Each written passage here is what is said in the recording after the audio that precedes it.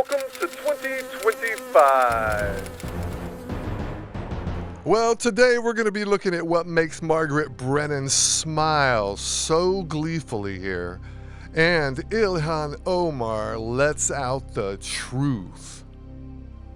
But first, let's start the day with a little bit of common sense with our coffee.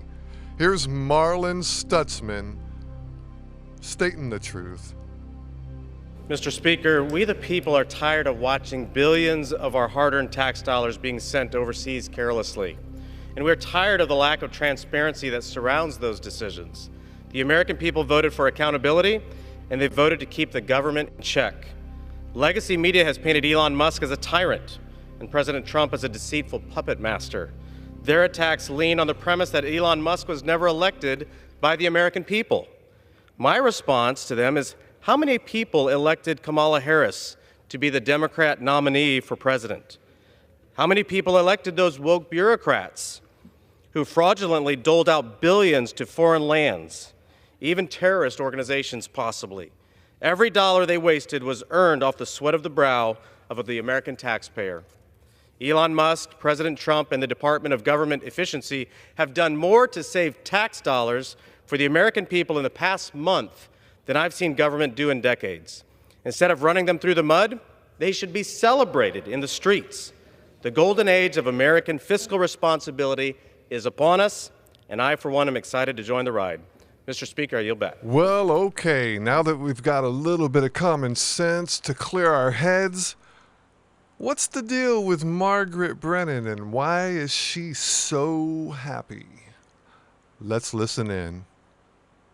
Every single executive order has been halted at the moment by an order. Many of them Republican judges Yes. who've also made that decision. Trump-appointed judges.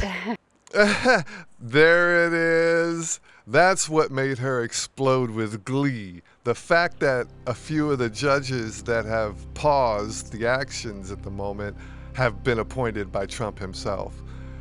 That seems a little too personal to be an objective journalist. But who am I? Let's listen to Ilhan Omar slip up and tell the truth. It seems, though, that Democrats don't have a lot of leverage here to push this argument forward in Congress. Do you think you do? Well, they don't have the numbers in order to dismantle through Congress. That's why they are going through this illegal. That's why they're going through this illegal route. I think she told the truth the first time. Illegal route. By any means necessary.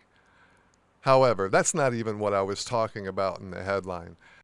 So now let's watch her defend the fact that Democrats have zero support for stopping this by calling the American public ignorant. This is fun. So how do you convince the public that your point of view is the right one? Because it sounds like they're sliding the other way. Well, foreign aid, I think, throughout the history of our country has not been popular with the American people because we don't have that many conversations about what it does, how much of it it accounts for in our budget. A lot of people hear the millions, billions, and they don't fully have a concept of what that actually means. Yeah.